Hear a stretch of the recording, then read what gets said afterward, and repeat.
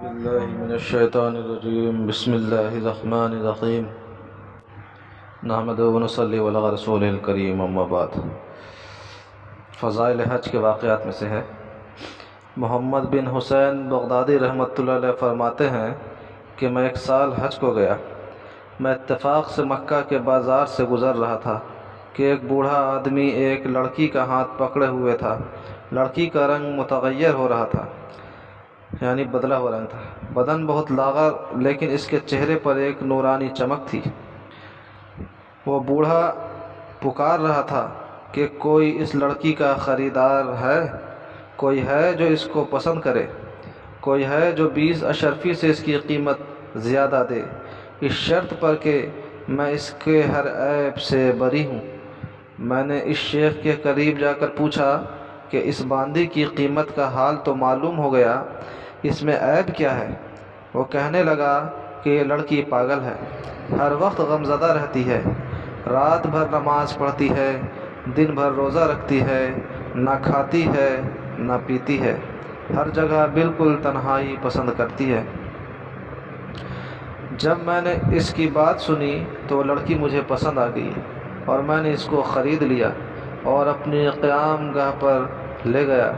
میں نے اس کو دیکھا کہ وہ زمین کی طرف سر جھکائے بیٹھی ہے، پھر اس نے سر اٹھایا اور کہنے لگی کہ میرے چھوٹے آقا، آپ کا وطن کہاں ہے؟ اللہ تعالیٰ آپ پہ رحم کرے۔ میں نے کہا عراق ہے۔ کہنے لگی کہ کون سا عراق، بصرہ یا کوفہ؟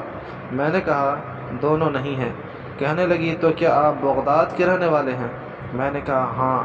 کہنے لگی واہ واہ، وہ تو عابدوں کا شہر ہے، زاہدوں کا شہر ہے۔ مجھے تعجب ہوا کہ یہ باندی ایک کوٹھری سے دوسری کوٹھری میں جانے والی، اس کو عابدوں زاہدوں کی کیا خبر؟ میں نے اس سے دل لگی کے طور پر پوچھا کہ تو ان میں سے کن کن عابدوں کو جانتی ہے؟ کہنے لگی مالک بن دینار رحمۃ اللہ علیہ کو، بشر حافی کو، صالح مری کو، ابو حاتم سستانی کو، کہ وہ معروف کرخی رحمۃ اللہ علیہ کو، محمد بن حسین بغدادی رحمۃ اللہ علیہ کو، رابعہ عدیہ کو، شعونہ کو اور میمونہ رضی اللہ عنہ کو۔ میں نے اس سے پوچھا کہ تجھے اس سب کا حال کس طرح معلوم ہوا؟ کہنے لگی اے جوان، میں ان کو کیسے نہ جانوں؟ خدا کی قسم یہ لوگ دلوں کے طبیب ہیں، یہ وہ لوگ ہیں جو عاشق کو معشوق کا راستہ بتاتے ہیں۔ پھر اس نے 4 شعر پڑھے جن کا ترجمہ یہ ہے کہ قوم وہ لوگ ہیں جن کے فکر اللہ کے ساتھ وابستہ ہو گئے، بس ان کے لیے کوئی فکر ہی کسی اور کا نہیں رہا۔ ان لوگوں کا مقصد صرف ان کا مولا اور ان کا سردار ہے۔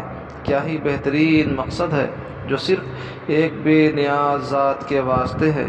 نہ تو دنیا ان سے الجھتی ہے اور نہ کھانوں کی عمدگی، نہ دنیا کی لذتیں، نہ اولاد، نہ ان سے اچھا لباس جھگڑتا ہے، نہ مال کی روز افزاں زیادتی، نہ کثرت کی، نہ تعداد کی کثرت۔ اس کے بعد میں نے کہا اے لڑکی، میں محمد بن حسین ہی ہوں۔ کہنے لگی کہ میں نے اللہ تعالیٰ سے دعا کی تھی کہ تم سے میری کہیں ملاقات ہو جائے۔ تمہاری وہ دل کش آواز کیا ہوئی جس سے تم موردین کے دلوں کو زندہ کیا کرتے تھے اور سننے والوں کی آنکھیں اس سے بہہ جایا کرتی تھیں؟ میں نے کہا بحالہ موجود ہے۔ کہنے لگی خدا کی قسم، مجھے قرآن پاک کو سنا دو۔ میں نے بسم اللہ الرحمن الرحیم پڑھی تو اس نے بہت زور سے چیخ ماری اور بے ہوش ہو گئی۔ میں نے اس پر پانی چھڑکا جس سے اس کو افاقہ ہو گیا۔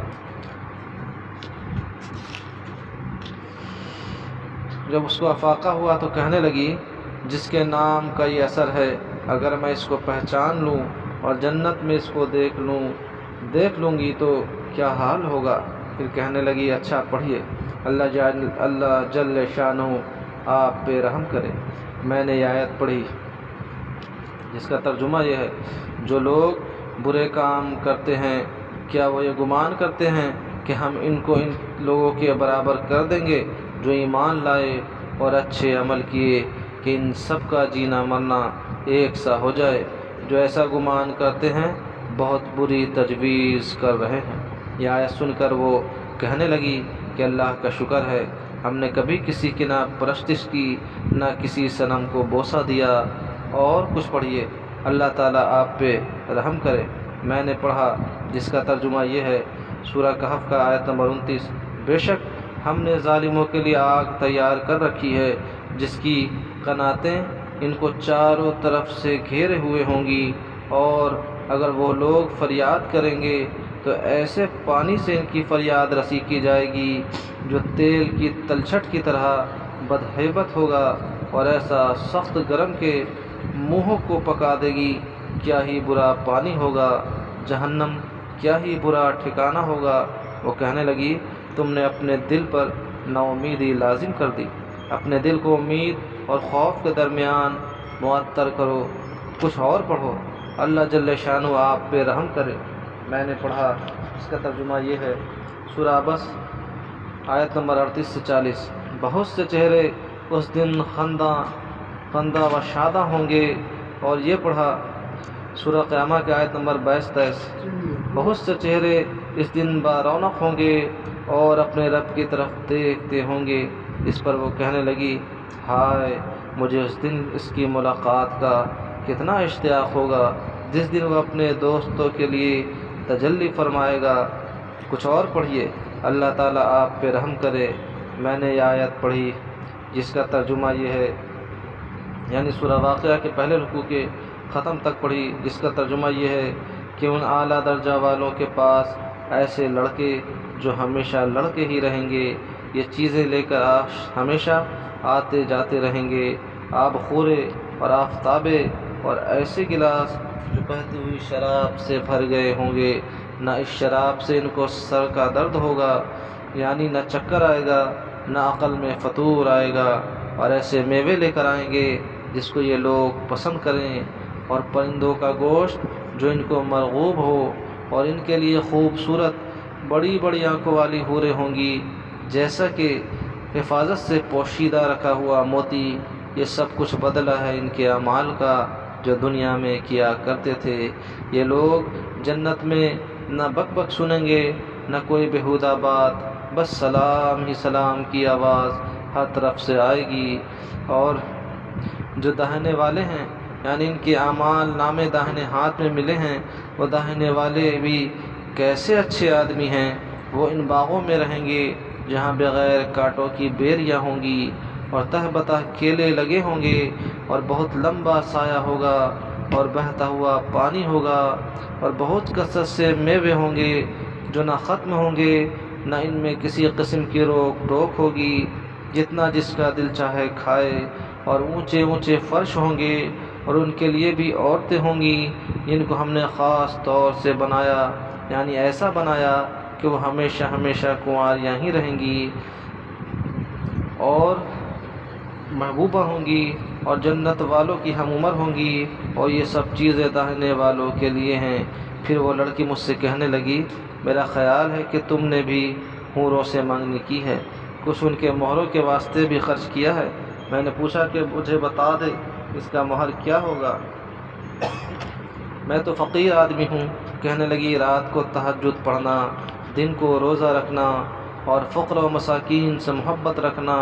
اس کے بعد اس باندی نے 6 شعر پڑھے جن کا ترجمہ یہ ہے، اے وہ شخص جو حوروں سے ان کے پردہ میں منگنی کرتا ہے اور ان کے عالی مرتبہ کے باوجود ان کا طالب ہے، کوشش کے ساتھ کھڑا ہو جا، سستی ہرگز نہ کر، نفس سے مجاہدہ کر، اس کو صبر کا عادی بنا، رات کو تہجد پڑھا کر، دن کو روزہ رکھا کر، یہ ان کا مہر ہے۔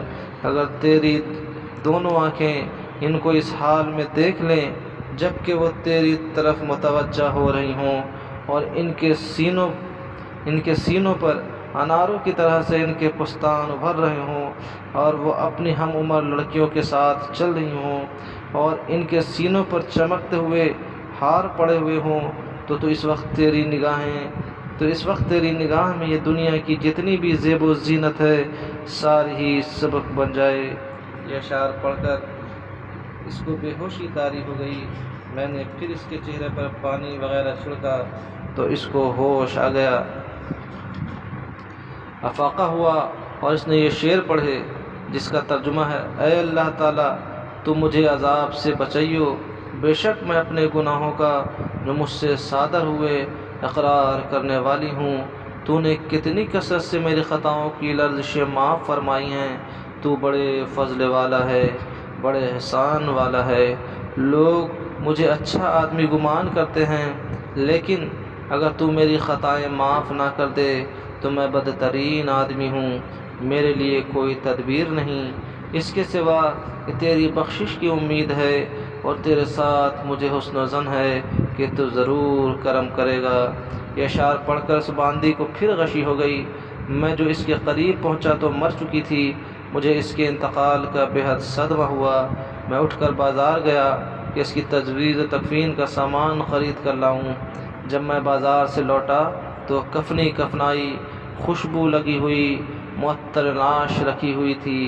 2 سبز کپڑوں میں اس کا کفن تھا جو جنت کا لباس تھا۔ کفن میں 2 سطریں نور سے لکھی ہوئی تھیں۔ پہلے سطر پر لا الہ الا اللہ محمد الرسول اللہ لکھا ہوا تھا، دوسری پر آیت الا ان اولیاء اللہ لا خوف علیہم ولا هم یحزنون، سورہ یونس آیت نمبر 62۔ خبردار رہو کہ اللہ کے ولیوں کو نہ تو خوف ہوتا ہے نہ غمگین ہوتے ہیں۔ میں اور میرے ساتھی اس کے جنازہ کو اٹھا کر لے گئے، جنازہ کی نماز پڑھ کر دفنایا اور اس کے قبر پر سورہ یاسین شریف پڑھ کر اپنے حجرہ میں چلا آیا۔ میری آنکھوں سے آنسو بہہ رہے تھے۔ اس دل کے فراق سے غمگین تھا۔ واپس آ کر میں نے 2 رکعت نماز پڑھی اور سو رہا۔ خواب میں دیکھا کہ وہ لڑکی جنت میں پھر رہی ہے، نہایت مہکتے ہوئے زعفران کے باغیچہ میں ہے، ریشم کے استبراق کے جوڑے پہن رہی ہے۔ اس کے سر پر ایک موتیوں سے جڑا ہوا تاج ہے اور پاؤں میں سرخ یاقوت کے جوتے ہیں۔ مشک عنبر کی خوشبوؤں سے مہک رہی ہے۔